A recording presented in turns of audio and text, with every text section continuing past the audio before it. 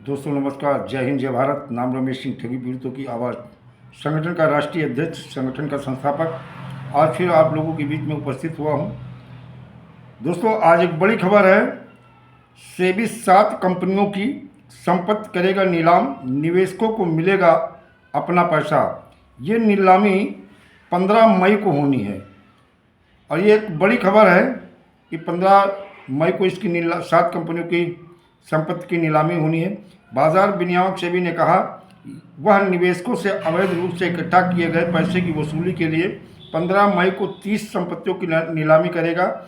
जिन कंपनियों की संपत्ति नीलाम की जाएगी उसमें मंगलम एग्रो प्रोडक्ट्स और पुरुषोत्तम इन्फोटेक इंडस्ट्रीज सहित 7 कंपनियां हैं। 7 कंपनियों की नीलामी होगी। नीलामी लगभग 25.64 करोड़ रुपए के आरक्षित मूल्य पर की जाएगी।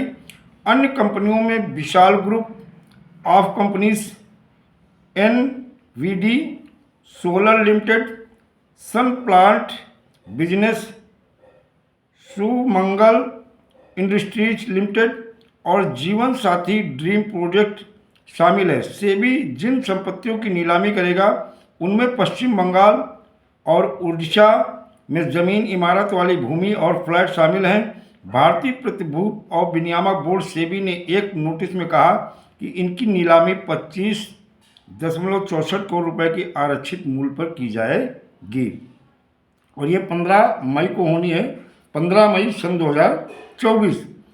सेबी ने मंगलम एग्रो प्रोडक्ट्स, पुरुषोत्तम इन्फोटेक इंडस्ट्री, जीवन साथी ड्रीम प्रोजेक्ट, सन प्लांट, इन सारी कंपनियों की जो नीलामी करने जा रही है ये सेबी। अभी 30 कंपनियों की बात जो हो रही है, नीलामी रखी जा रही है 30 संपत्तियों की नीलामी। ये आपकी कंपनियों को मैंने आपका लगभग नाम बता ही दिया है। और एक चीज़ मैं आप लोगों से ये कहेंगे कि देखिए ये सेबी इसके पहले भी रिकवरी प्रोसीडिंग का काम, मेरी जानकारी में लगभग 500 कंपनी से ज़्यादा हैं जिनका रिकवरी प्रोसीडिंग का काम पूरा कर लिया है। और बहुत सारी ऐसी कंपनियां हैं जिनका पैसा भी सेबी के पास सन 2016 और 17 से, जो आरटीआई के माध्यम से मैंने जानकारी ली थी, वो पैसा भी सेबी के पास है।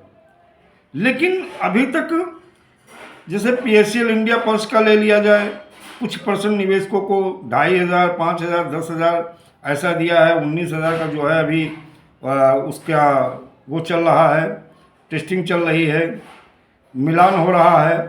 इसी तरह से साईं प्रसाद का भी काफ़ी पैसा सेबी के पास है, श्री राम का भी है, साईं प्रकाश प्रॉपर्टी डेवलपमेंट लिमिटेड का भी है। अन्य बहुत सारी कंपनियों की जो रिकवरी प्रोसीडिंग हुई थी, कुछ प्रॉपर्टी सेल आउट हुई थी, वो पैसा ऑलरेडी सेबी के पास पहले से ही है। लेकिन सेबी ने आज तक पीएसएल इंडिया को छोड़ दिया जाए और कुछ और छोटी और कंपनियां जिनका आंशिक भुगतान, केवल आंशिक भुगतान किया गया है, बाकी लगातार सरकार की ये अथॉरिटी केवल हिंदुस्तान के इन 42 करोड़ पीढ़ी जमाकर्ता को केवल गुमराह करती है। बल्कि जानकारी तो यहाँ तक आ रही है सोशल मीडिया के माध्यम से, अन्य स्रोतों के माध्यम से, कि बहुत सारी कंपनियों की जो प्रॉपर्टी है, संपत्ति है, वो रेवड़ी के भाव में बेच दी गई। अपने लोगों को, ज़्यादातर इस अथॉरिटी ने अपने लोगों को, या उन्हें कहीं से कुछ परसेंटेज मिलने वाला हुआ, उन्हें सेल आउट उनको दिया गया। ये लाभ पहुंचाने की नीयत से भी ऐसे काम किए गए। तो दोस्तों हम तब तक इस चीज़ का, बल्कि एक खबर है और ये खबर रिकवरी प्रोसीडिंग की हम अक्सर सेबी की साइट पे जाके चेक करते रहते हैं।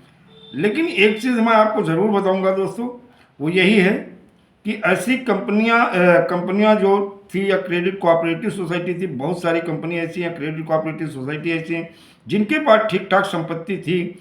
अगर सरकार और सरकार की अथॉरिटी अच्छी नीयत के साथ, अच्छी मंशा के साथ और मजबूत इच्छा शक्ति के साथ अगर आप लोगों का भुगतान कराना चाहती तो भुगतान में इतना विलम्ब नहीं होता। जो हिंदुस्तान में 5 लाख लोग बारी बारी जमाकर्ता और अभिकर्ता ने आत्महत्या की है, शायद ये आत्महत्या नहीं करते। और तभी कभी कभी लगता है क्या गरीबों के लिए अलग कानून है? अमीरों के लिए अलग कानून है, सत्ता में बैठे हुए पावरफुल लोगों के लिए अलग कानून है और आम नागरिक के लिए अलग कानून है।